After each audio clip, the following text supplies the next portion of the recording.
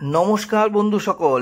এই যে বাক্সটা দেখতে পাচ্ছেন, এই বাক্সটা হলো একটা আয়রন কাটার। ঠিক আছে, এই যে জালি নামক জিনিসটা দেখতে পাচ্ছেন, এই জালিটার মাধ্যমে যত আয়রন আমাদের ঘরের ভেতরে ঢোকে পাইপের মাধ্যমে, সেই আয়রনটাকে এই জালিগুলো আটকে দেবে। সেটার জন্য আমাদেরকে কি করতে হবে, আমাদের ঘরে যে জলটা ঢোকে সেই জলটা যে পাইপের মাধ্যমে ঢোকে ওই পাইপটাকে আগে কেটে দিয়েছে, আর এই জালিটা ওইটার মাঝখানে ফিটিং করে দেওয়া হবে।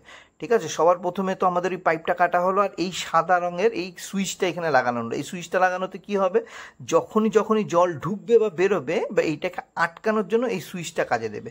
আর এই যে সাদা মালটা, এইটাই হলো সেই অ্যাকচুয়াল মালটা, যেটা এখানে এই যে দেখুন দুটো পাইপের মাঝখানে এটাকে লাগিয়ে দেওয়া হচ্ছে। এবার যে এই পাইপ থেকে যখনই আয়রন আমার ঘরের ভেতরে ঢুকবে, আয়রন জলের মধ্যে এই চালটার মধ্যে আটকে যাবে।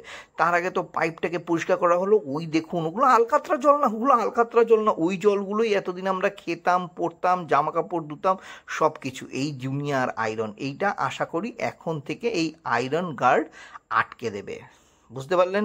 এটার মধ্যে অনেক টাকাই খরচা হয়েছে, আমি খরচাটার বিষয়ে নাই বললাম। আপনারা চেষ্টা করুন এটা আপনাদের ফ্ল্যাটে যদি